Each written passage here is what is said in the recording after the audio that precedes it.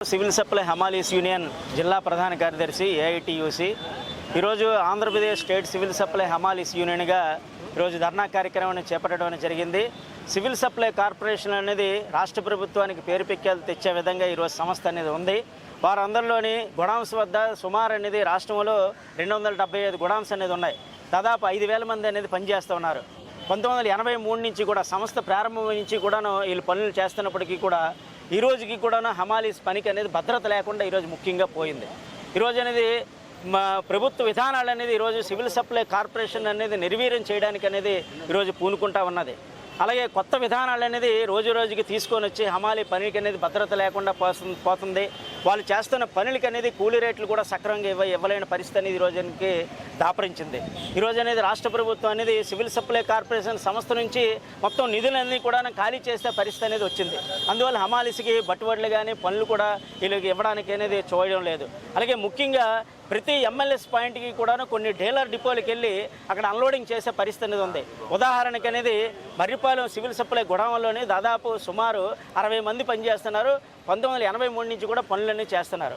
ఈరోజు ఎండాడ కానీ మధురవాడ కానీ అటువంటి ప్రాంతాలకి మర్రిపాలెం గొడవలో లోడింగ్ చేసుకుని సరుకునంతటిని కూడా బియ్యాన్ని అంతటిని కూడా అక్కడ ఆ ప్రాంతానికి వెళ్ళి అన్లోడింగ్ చేస్తున్నారు. అంటే సుమారు 40 డిపోలకి అనేది ఆ ప్రాంతంలో ఉన్నాయి. అక్కడ వెళ్ళి అన్లోడింగ్ చేసే ప్రక్రియ అనేది దాదాపు అనేక సంవత్సరాల నుంచి జరుగుతూ ఉంది. అది వీళ్ళకి అక్కడికి వెళ్ళడానికి వీల్లేదు. ఈరోజు అనేది ఆ డీలర్ డిపోలకి వెళ్ళడానికి వీల్లేదు.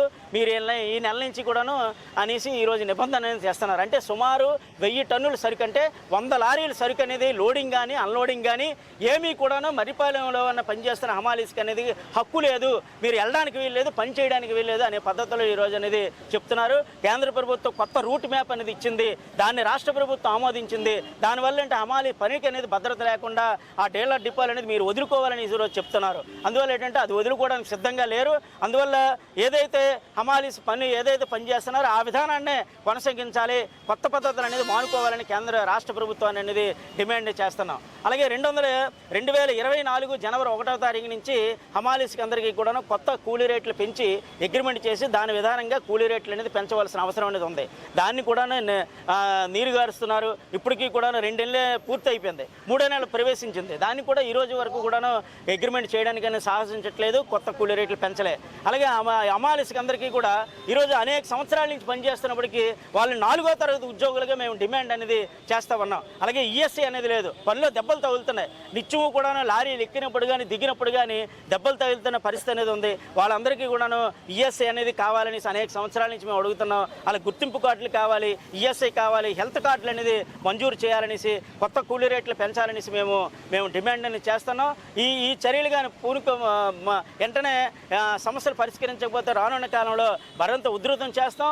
రాష్ట్ర వ్యాప్తంగా సివిల్ సప్లై ఎండి కమిషనర్కి కూడా సమ్మె నోటీసు కూడా ఇచ్చి ఏదైతే పాత పద్ధతిని ఏదైతే కొనసాగించాలనేసి మేము డిమాండ్ చేస్తున్నాం. కొత్త పద్ధతులు మానుకోవాలనేసి అవసరమైతే ఆందోళన కూడా ఉధృతం చేస్తామని ఈ సందర్భంగా తెలియజేస్తా ఉన్నాం. నా పేరు ఎం మన్మథరావు, సివిల్ సప్లై హమాలీస్ యూనియన్ జిల్లా ప్రధాన కార్యదర్శి.